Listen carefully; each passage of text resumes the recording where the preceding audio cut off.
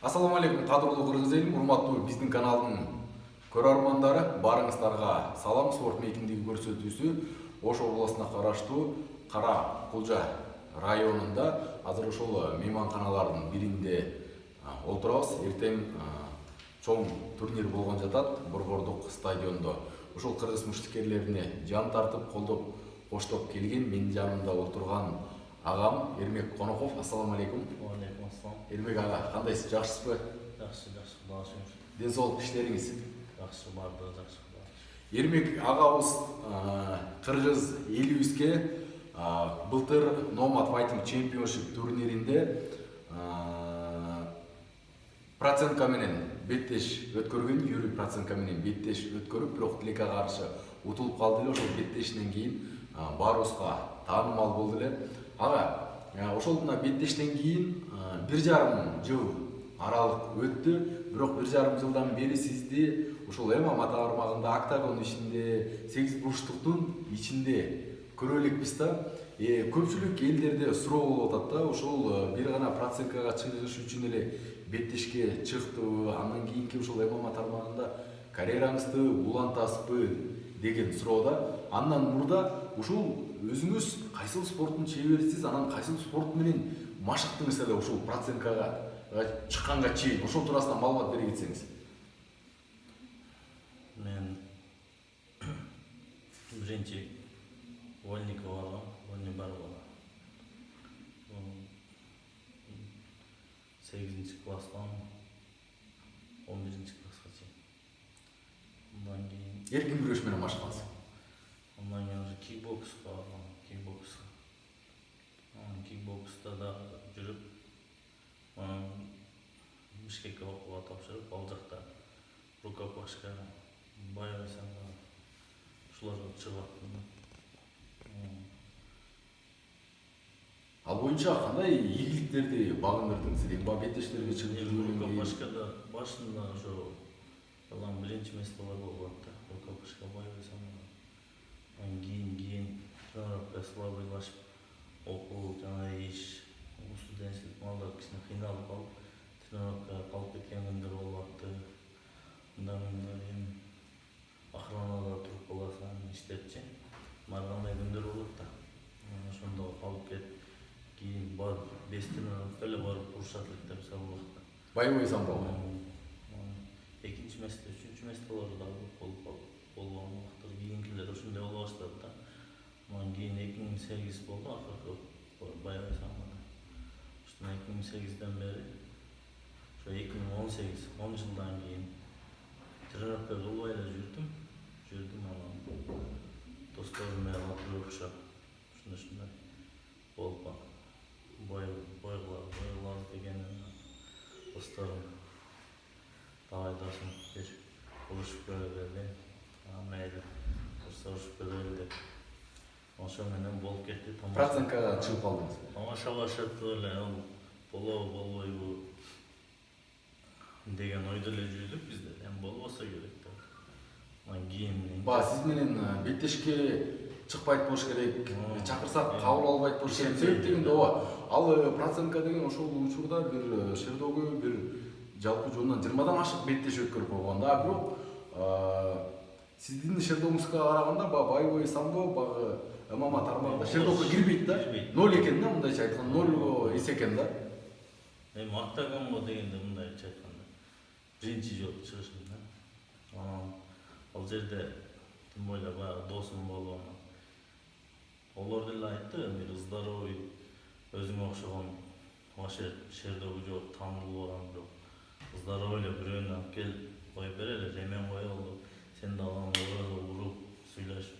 Анан эми азыр чыгып ремен таганып, машиналарды коелу, ошолор минип кетпеди. Утушка ээ болуп деди, кыргыз элинин алдында. Эми ал жерде ондай кылбай, мындай кичине элге дагы шоу кылып, мындай таанылган бирөөнү менен неме кылыш керек болду да. Анан бул жерде мындай караганда немелерди дагы мындай мусулман, Өзбекстандан Хантораев башка немелерди айтты. Анан мен мусулмандардан башкасын десем, Юрий Проценко деп. Юрий Проценко ошо менен урушам деп эми кабыл алдыңыз да, себеп кабыл алдыңыз. Бирок каршылашыңызды карап көрдүңүз да, өзүңүздүн акыбалыңызды көрдүңүз, анын абалын көрдүңүз дегендей, эми профессионалдык деңгээлде экөөңүздөрдүн айырмачылыгыңыздар асман менен жердей турат. Бирок сиздин угушуңузга караганда байбек самбо боюнча спорттун чеберисиз. Ол жерде мындай болду да. Ол эми мындай баары мага ончолук күчтүүдөй сезилген эмес да. Ол мындай бош эле окшойт деп мындай дене түзүлүшүнөн деле ошондой деп ойлодум мен. Мындай неме кылганда башкача экен да. Багы октагон ичине киргенден кармашып, беттешип көргөндөн кийин. Бирок беттештерин көрүп жүргөнсүз да? Беттештерин көрүп жүргөм. Эми ол жерде баягы неме кылганда биринчи өзүнүн приемун алып, өзүнүкүндө улутайын дедим. Кыркынтып. Өзүнүкүндө улутайын дедим. Ол жерде ошого мен именин үстүнө минип калган жерден ошого түштүм да. Өзүнүкүндө улутушум керек депчи.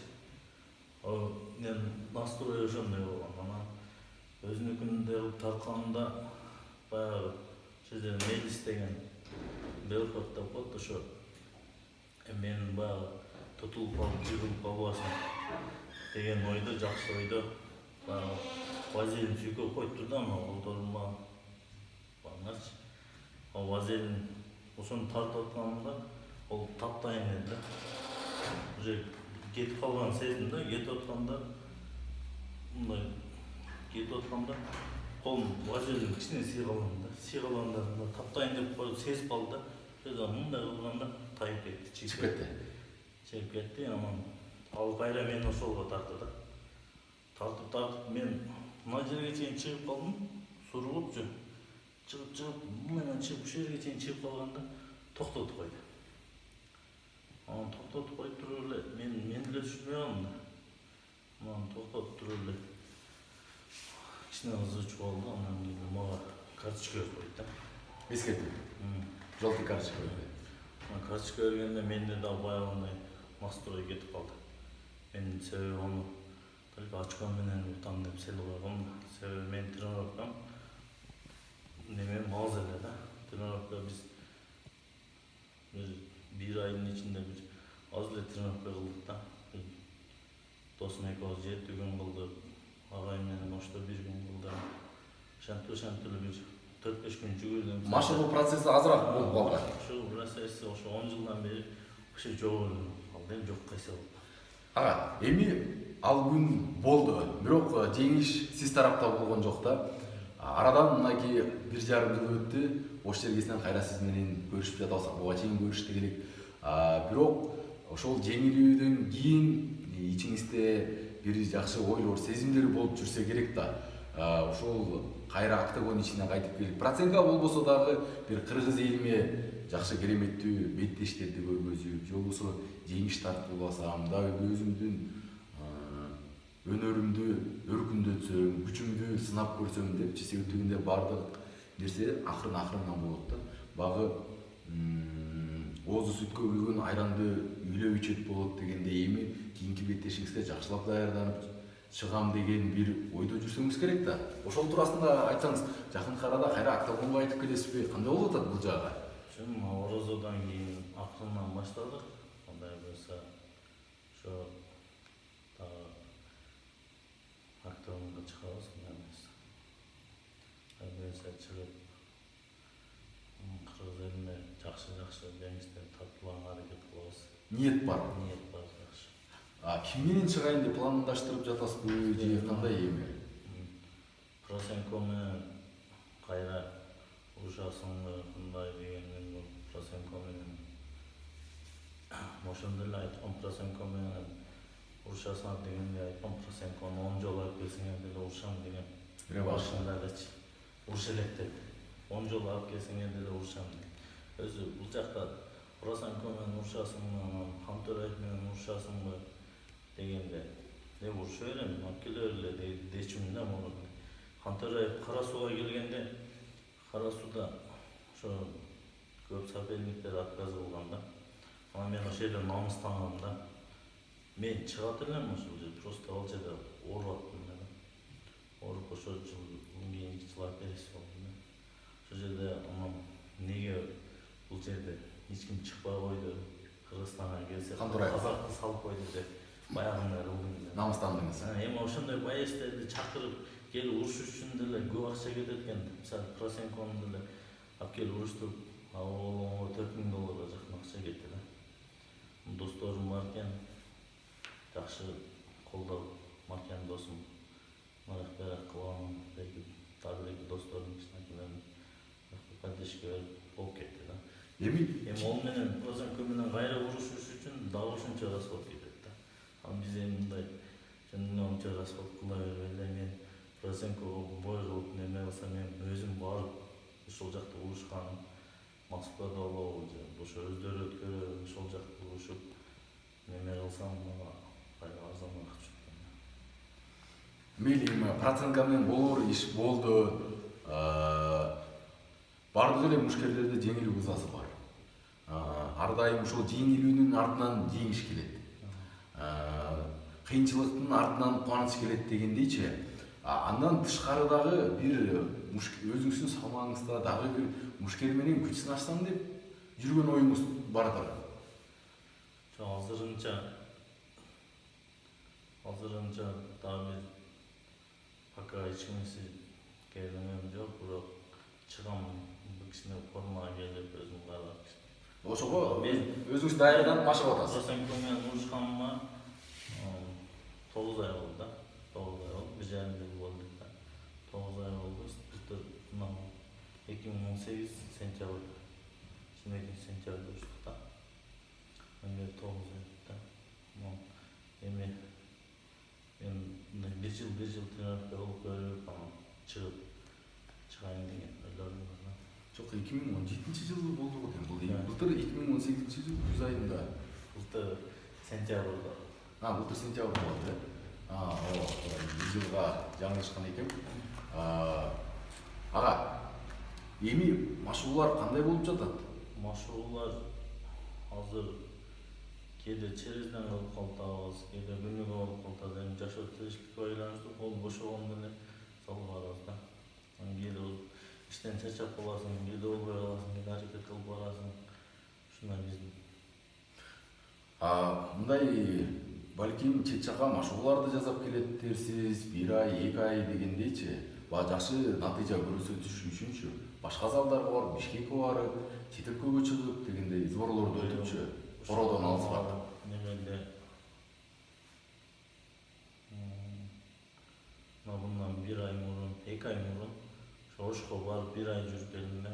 Ошто бардык салдарга кыдырып, бардык салдарга барып көрдүм. Кичине мындай ал жакта спарринг кылып, күрөшүп. Эми Бишкекке деле барып 1 айдай кыдырып жүрүп келсем деген ой болду. Эми кол бошоп калса да. Ошол убакытка карап кол бошоп калса биринчиден сизге мен ыраазы болдум. Эмне дегенде баягы көп адамдар өздөрүнүн ушундай минус жактарын көргөзгүсү келбейт да. Ой, бирөөдөн утулуп калгандан кийин болду, мени тартпа, мени чыгарба деп баягы өзүнчө эле элди караган бетин жер каратып калат да. Бул өзүнүн жеңилүү минус жактарын, кетирген кемчиликтерин кабыл алып, ошону сезип билиш бул адамдын да бир өзүнчө жакшы бир касиети, сапаты деп ойлойм да. Себеп дегенде күч атасын тааныбайт, күчтүүнүн күчтүүлөрү утат. Бул жолкусунда ошондо ооматсыз жака болбой калды.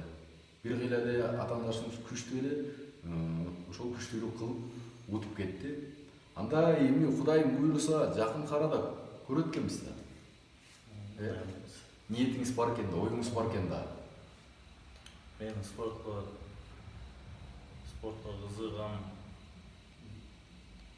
кызыгуу баягындай кайта элек да. Мен убагында спорт кичине кылып атканда ден соолукка байланыштуу таштап коюп ошоюнча кайра кылсам кайра ооруп калып ушундай болуп атканда эми жакшы болуп калдым. Көрсөңүз болот. Спорттон алыстап бардыгын таштап салуудан такыр оюңуз жок. Жан дүйнөңүздө дагы деле спорт жашап бир ийгиликтерди багындырсам деген оюңуз бар экен да. Чынында эле урматтуу көрөрмандар, негизинде эле мындай статистикага алсак, оор салмактагы мушкерлер 30 жаштан жогору ашканда өзүнүн күчүнө келет экен. А жеңил салмактагы мушкерлер баягы 20 жашында, 22 жашында мисалы алар өзүнүн жакшы ийгиликтерин багындырат экен да. Бирок Эрмек агабызга окшогон оор салмактагы мушкерлер ошо 30га чыкканда өзүнүн күчүн жакшы сезип билет экен да. Анда ага күтөбүз сизди чыдамсыздык менен.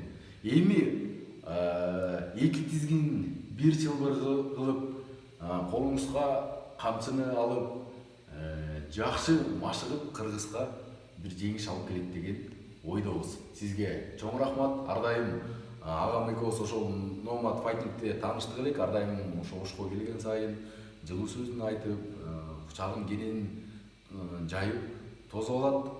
Мен сизге өзүмдүн ыраазычылыктарымды билдирип кетем.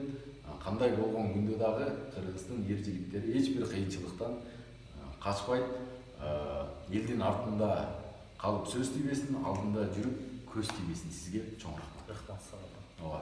Урматтуу көрөрмандар, 29 июнь күнү ушул Кара Кулжада боло турган беттештердин баарын биздин каналдан көрө аласыздар. Андыктан эмне кылыш керек? Биздин каналга катталыш керек, класс басыш керек, комментарий жазыш керек, четиндеги коңгуроону базууну унутпаңыздар. Сиздердин кызматыңыздарда мен Токтомуш Жекшенбаев болдум.